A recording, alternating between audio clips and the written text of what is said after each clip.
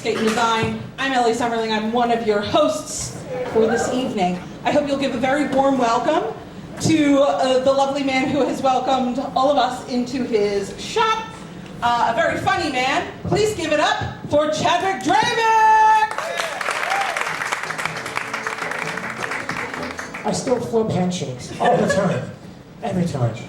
Oh man, so glad for you guys coming out. Really appreciate it. And thank you so much. I'm feeling my age. You know, don't really think about it until, like, example, today there were some kids in here. They said I look like a stepdad in The Weekend who eats acid with his teenage kids. It's not true though. I'm not a stepdad. But I do eat acid with kids. No, I moved here maybe like 6 or 7 years ago now. When I first moved here, I moved to the southwest area. It's fucking awesome. Like, it's the hood. It's the hood, and I found that out immediately because the first thing I saw when I got off the bus was a lady cursing out a pigeon. Yeah, no drugs were involved. She was just like pure anger, just like fuck out the way, bird. Like she flexing at it. The pigeon was hood as fuck too because he was like just flapping. I like Philly, man. Philly's a cool city. You know what it is? That phrase, "city of brotherly love," that makes me happy because, like, I agree. This is the only city where I've been robbed, but the dude let me keep my ID. I remember I was biking home. The guy like stopped me. Like I thought he was gonna ask for change or something. Then he pulls out a .38, puts it in my chest. He's like, "Give me your wallet." And I'm like, "Can I keep my ID?" He's like, "Yeah, of course." It's like, whoa, dude, fucking go birds. City's weird. It's weird. You know what it is? Like, I've never been somewhere so diverse yet so racist. That's, you know what I mean? Like, y'all ever been to the South Philly? You ever, I don't know if you guys, I found this out. Did y'all know the Irish were slaves too? Y'all have that yelled at you in Philly? It's always like an Italian that, you know what I mean? Like, it's never like never an Irishman to yell out the Irish were slaves too. It's always just like somebody's drunk uncle at Thanksgiving. Just once, I want to hear it from an Irishman. Like, I always heard it angry, you know what I mean? Like, I've never heard it in like a jovial, fun way, like an Irish guy making his first black friend. Like, you guys were slaves? Did you know the Irish were slaves too? Like, we should get a fucking pint or whatever they say. I saw a guy wearing a shirt recently that said "Red Lives Matter." Have you guys seen that? The thin red line on the flag? It's like, so you guys know the Blue Lives sign, right? It's just a line. There's apparently one where it's the flag in black with a red line, and it's for firefighters. When did we start hating firefighters? It's annoying, you know what I mean? And like, what's annoying about it is like the dudes are trying to be edgy, like the Blue Lives guys. This guy was in a bar and he was like, "Does this offend you?" It's like, fucking no. Firefighters don't shoot unarmed minorities. Like, growing up, all my friends were like dog bitches and horse girls. That's what I had. My best friend growing up was so into animals that, like, anytime anyone asked her, "Ashley, what do you want to be when you grow up?" she'd be like, "I am going to be a Cocker Spaniel." Had no concept that was not possible. And everyone in our lives just went, "Oh, it's a weird kid. High school's gonna suck for her." Like, we just let it ride. They just kept letting her say that. They let it happen for years and years until somebody new moved into our neighborhood, and there was a housewarming party, and we all went to it. And this woman, she turns to Ashley and was like, "Ashley, what do you want to be when you grow up?" And Ashley was like, "I'm going to be a Cocker Spaniel." And this woman was like, "You can't be a Cocker Spaniel, Ashley." And Ashley's face crumbled. Like, she looked so sad, and she looks at this woman and goes, "A golden retriever would be fine too." And they had to sedate that lady because right after that happened, she tried to explain DNA to an 8-year-old in the year 1996. Do you know what our one point of reference for DNA was? Jurassic Park, baby! She was like, "I'm not trying to be a pterodactyl!" I know it's been 4 years, but we're still COVID babies.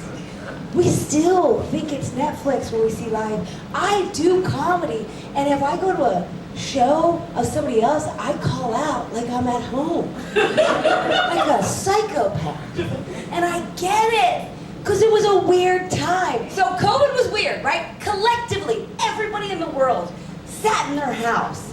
And we all decided to love, what? Tiger King, a couple other weird shows. And then when you finally kind of like broke out of the womb of COVID and you like met some friends, like did you have friends that like changed their life in a way? Yeah, like I had friends who were like, I worked out. I was like, you worked out during the pandemic? I almost drowned in a tub. They're like, yeah, I got a dog. I'm like, oh, that's cute. You couldn't find a pod. You guys don't remember pods? Come on. Work with me here, babies. I'm making this fun for you. You guys will remember this. I'm going to be a part of your fucking vows, okay? Well, you're already married? Oh, shit. When you renew your vows, I'm doing it. I had a weird life. Not really. It's pretty good. Like, my real name's Margaret Mary O'Leary. I got fake blonde hair sometimes. Sometimes it's red. Who knows? Depends on the season, you know? I was called Peggy my whole life. Margaret Mary O'Leary is a beautiful, it sounds like a saying. It sounds like, oh, we're going to go to Margaret at Mary's. Well, that sounds like we're having tea and crumpets. Peggy is so fucking aggressive. They looked at a baby. Listen, I peaked at fucking 5. I was a hot baby, okay? 0 to 5, I was killing it. You know, like that chubbiness that was like perfect for a baby. That round face, the blue eyes, crazy blonde hair. I waddled. I didn't walk. I swam before I walked. How adorable. That's cute. Fucking rock star. They looked at that beautiful baby in 1986, which for some of you young ones seemed like a long time ago. Not that fucking long ago. And they went, Peggy. That baby's gonna be Peggy. And now they're mad I'm a waitress comedian. I'm sorry, that's on you. Have you ever had a doctor named Peg? Hey, Dr. Peg told me to take this medicine. I sound like I'd be like a volleyball coach nobody wants to fucking work for them. Peg. It's a fucking weird name. But it's okay, it's who I am. And I also have always been like this. I've always been outgoing. I'm the youngest of 6, so I had like a lot of adult. When you're a baby, a 10-year-old is like a fucking grown-up. You know what I mean? So I just grew up with all these adults in my mind who were like, you're a star. You're amazing. So like I literally would dance outside my house. I'd fucking do performances for them. They'd be like, you're the best. I went to kindergarten and some little fucking dude came up to me and was like, you're fat. And my whole life changed. I was like, what? I've been fat this whole time? I went home to my sisters who were teenagers, by the way. I was like, you never told me I was fat. They were like, you thought you'd lose the weight. I'm like middle-aged and I just got married. You know, it's kind of weird. Dated for a long time. It's pretty surprising I never became a stepdad, you know. It's not that I don't like kids. I dated women with kids before, but no, I just don't want to talk to kids. You know, I talk to them like adults. It starts off pretty good, but it goes downhill. You know, it's like, oh hey, what's your name? Mackenzie? Cool.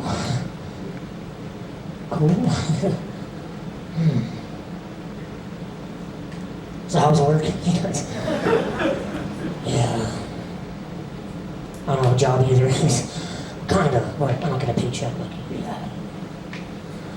Oh, man. Alright, I'm gonna smash your mom, so catch you on the way out. Just a lot of things happen as the age progresses, you know. Like, I'm losing a lot of friends to hang out with. You know, like they're all either getting divorced with kids, or they're getting sober with no fun. Stop wearing your politics on clothing. I know there's an election around the corner, but can we all agree to not do that this time? It's so fucking corny. Like, I don't care. Like, on both sides, like, I read them both with, like, the same kind of whiny voice. Like, you see the, like, fuck Biden and fuck you for voting for... That's how they want you to read it, but I always go, fuck you, Biden, and fuck you for voting for, like... put a little whine in the voice and it makes it all sound bitchy. Like both sides. Not my president. Yes, it is. Just fucking chill, dude. I hate how nationalistic it gets too, because it's not real. It's like you know those shirts that are all about America? Like, I saw my favorite one the other day. Dude's shirt said, "If this flag offends you, I'll help you pack." It's like, have you met a more nice bigot in your life? Like, imagine if the Klan kicked in your door. They're like, "We don't take kindly to your tie, so we came to help you move." I work with guys like that all the time. I work labor, so I work with a lot of really lunkheady type. Dude, they don't get it. One time a guy at work told me I pee like a girl because my stream sounds weak. Way to let me know you've never lived with a woman. Am I right, ladies? I don't know. Women pee is strong as shit, dude. Like, have you heard? I've lived with my girl 4 years. You can clean a driveway with her stream. Like, it's so fucking. Women pee hard as shit, dude. Like, I don't pee that. My pee sounds like when you don't turn the faucet off all the way. I tinkle. Like, I hate that say, "Oh, you pee like a girl." You're forcing it. You're gonna get an ulcer. Like, fucking. Every year, every 4 years is always the same general topics that show up in your news, like protect our borders or whatever. You know what Mexico should do? They should build their own wall, like just to show us. All right. So look. No, because I've been thinking about this a while. Like, I'm the son of immigrants. You know what I mean? My parents are from Belize. I'm like firstborn generation, blah, blah, blah. And I think if the problem is that these people are leaving and they're just becoming laborers or they're becoming, whatever, the whole thing is, oh, there's no opportunity out here. Well, then the country should give them an opportunity. Create a project, like your own wall. Make a really nice wall on the Mexican side of the border, you know what I mean? Like, it'd be real big and monumental. It'd be like a world wonder. It'd be murals of Selena and shit. Like, I'm just saying, if you make something with a lot of panache behind it, you first of all, if you build something that great, you have to maintain it, which means you can build new cities along that entire border that's just there to maintain this wall. Now, if you got a tourist attraction, people are coming in, that means you have to up the education for a lot of people living in that place. Now you have universities, you have a money-making thing. I'm just saying, it slowly starts to build a thing, and now it can be a big thing for everywhere. People will flock. It'll be a rite of passage for Mexicans. Thousands of Mexicans march to the top of the wall just to flip off Texas. I had another friend who was a dog bitch, and when I went over her house, she'd be like, as soon as I walked in the door, no options given. She was just like, "You, me, we're going in the basement, we're playing wolves." And I was like, oh. I would rather play tuberculosis. In fact, I'd rather have tuberculosis, but I don't have very many friends and I need this to work out, so. No, but I do want to have kids. I think that would be fun. I would get to have my own little weirdos running around, pitter-patter of little cryptids. I don't know. I'm trying to meet someone. I'm trying to find my future baby daddy through the medium of Tinder. But no, it's fine. It's whatever. I talked to my mom about it, as you do. I said, I don't understand, I can't meet I keep meeting people and they're, and she's like, listen, it's because you're only dating one person at a time. You have to date a bunch of guys at once. And I was like, I'm sorry, what? The whole line, my entire childhood, was that she met my dad at a bar one night, and when she went home, she told her best friend, "I'm marrying that one." And she was like, yeah, that's what I told you when you were little. I did decide I wanted to marry him that night, but I wasn't gonna put all my eggs in one basket. Are you out of your mind? I was like, apparently I have been for many years. She goes, no, I was dating 3 other guys when I met your dad. I was like, oh really? And you dumped them, right? And she was like, no. I dated them all for 6 months and then I picked one. I was like, what? She dumped the rest of them and then the following week says to my dad, you have 6 months to propose or I'm leaving. And he fucking did it!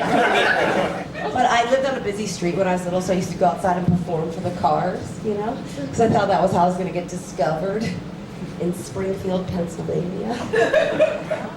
And every day, I'd go out there and put on my Janet Jackson outfits. I would do a dance. People are like, oh, do you have like a boombox or something with you? I'm like, no. I use the music in my head. And here's the thing, I lived right at the light, so everybody would drive up to the light and look at me, horrified, and then look back at the light. I swear to God, I never got a honk, a wave, a whistle. I got nothing. And every day I'd go inside, I'd cry to my mom. I'd be like, Mom, it's because I'm a fat kid. Nobody likes a fat kid dancer. That's bullshit. Everybody loves a fat kid dancer. Go on TikTok tonight, fat kids dancing is my whole algorithm. It's the best. Give me the jiggly little boys, you know what I mean? No, it didn't dawn on me until I was in high school that I grew up on top of a funeral home. So when people would drive by the O'Leary funeral home, they would just see fat 8-year-old Peggy just doing her time steps, having no idea how fucked up her childhood really was. Also, could you imagine if I was a little kid right now? Fat kid dances outside of a funeral home? I would be the fucking original Honey Boo Boo. I would have been the me girl. Okay, you guys don't love TikTok, that's fine. Okay, cool. This is what I mean. You're fun and then you're not fun. It is funny to be a female comic. People are always like, you're so brave. You're so brave. No, I'm not. I was a fat cheerleader for 15 years. That's fucking bravery. Have you ever had 15 miniature Ashleys be like, do the back handspring O'Leary and a crop top, let's go? That's fucking scary.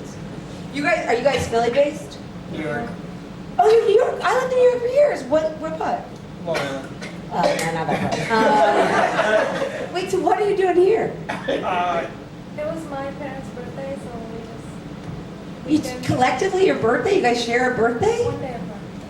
Oh, wait a minute. That's so cute. And you're sitting 2 people apart. How'd you guys meet? Arranged marriage. Oh, for real? Yeah, they're arranged marriages. Yeah. You guys are also? No. Oh, fuck yeah. All right, let's go. I love tradition. That's awesome.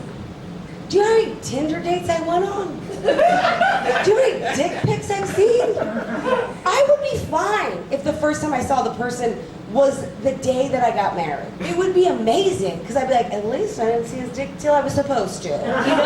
Because I'm a good Catholic girl, and it's upsetting. I really am. I am the fucking Catholic girl. I grew up like that, and I really thought I wasn't going to have sex till I was married. I was in 8th grade when my sister told me she had sex out of wedlock, and I cried for 2 days. Yeah, my sister's kind of had arranged marriages. It's called pregnancies. Catholic, you get married. So my sisters were like 4 hot chicks. They were all hot 90s chicks, and I was a little chubby baby like, look at me! And they're like, isn't she special? And they were like, yeah, she is. I literally got the worst. I moved to New York at 18 to go to art school.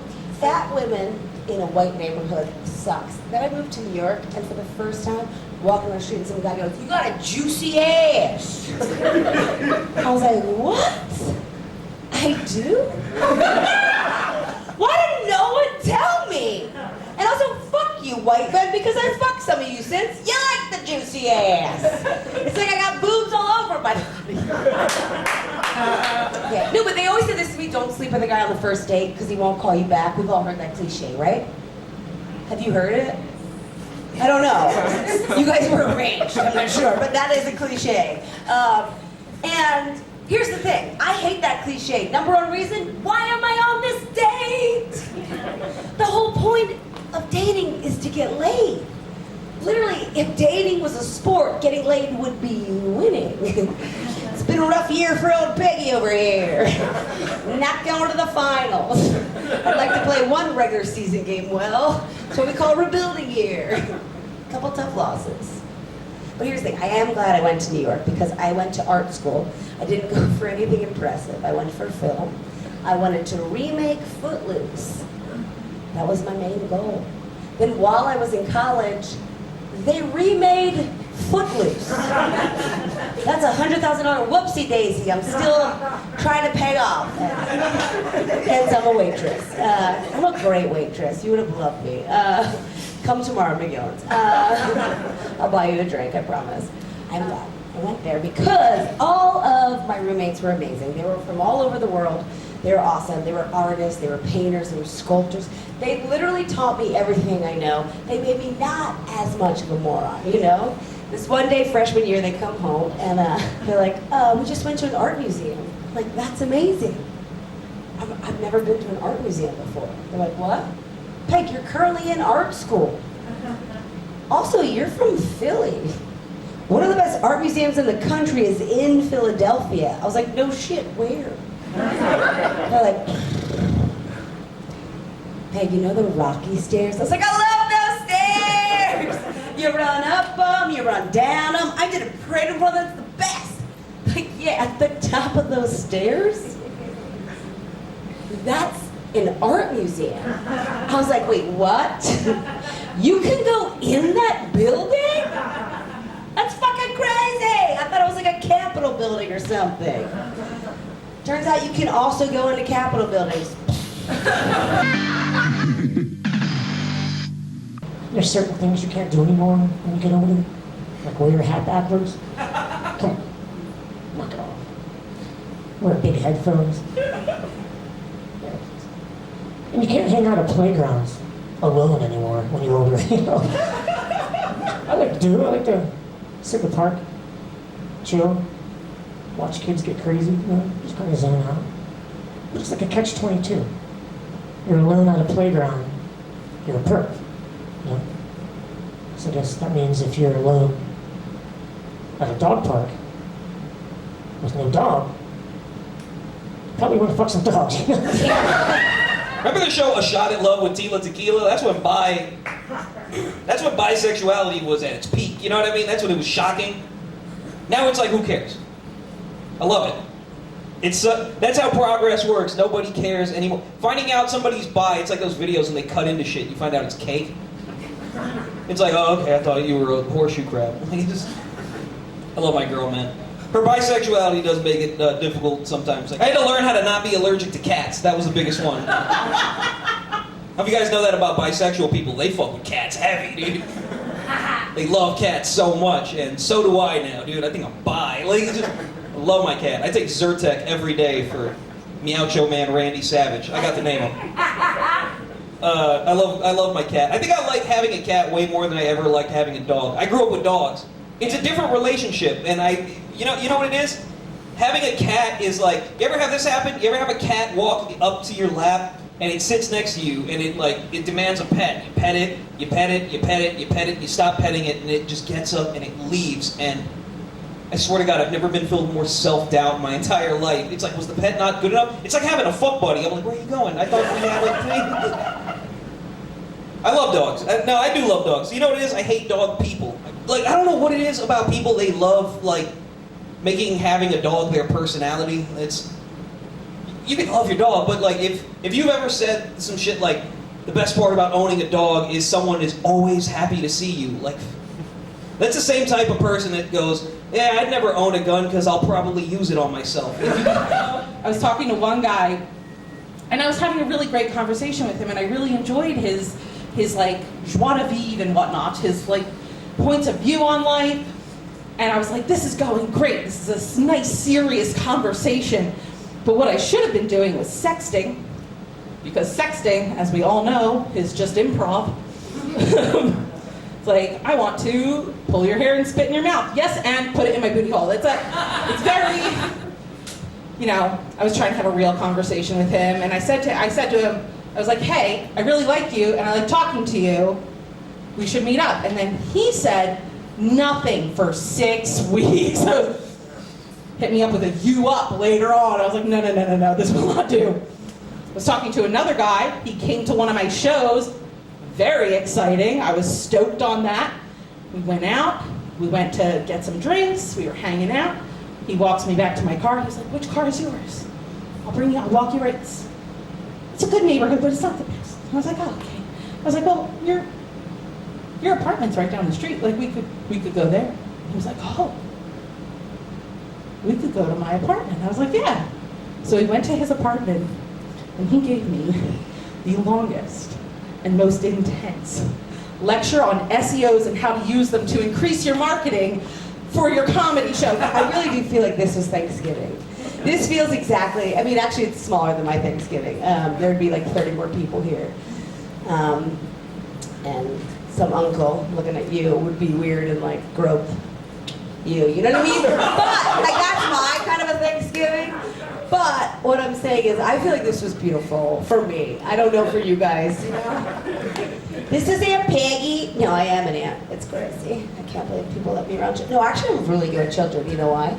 Glasses. Woo. It's a great shit. But this is what I love, like how you don't know what you're really seeing, right? You had no idea some fucking weird girl is gonna have a nervous breakdown in front of you. And that you guys will have like, this is going to be like a bonding moment for you guys. I'll do whatever the fuck I want. I don't think you say fuck. I really tried not to curse and I think I cursed the whole time. Okay, so I was saying about COVID, like, a lot of people learn a lot about themselves. I never got to tell you what I learned about myself. What I learned about myself during COVID is I love breakfast wine. People always think, what's breakfast wine? What's that, a little Bellini? A little mimosa? I'm like, oh no, breakfast wine's the wine you bring to bed at night while you listen to your book on tape. Because you're a sad, lonely lady. And then you fall asleep. And you wake up in the morning, breakfast wine. I love you so much. I'm Peggy. Have a good night.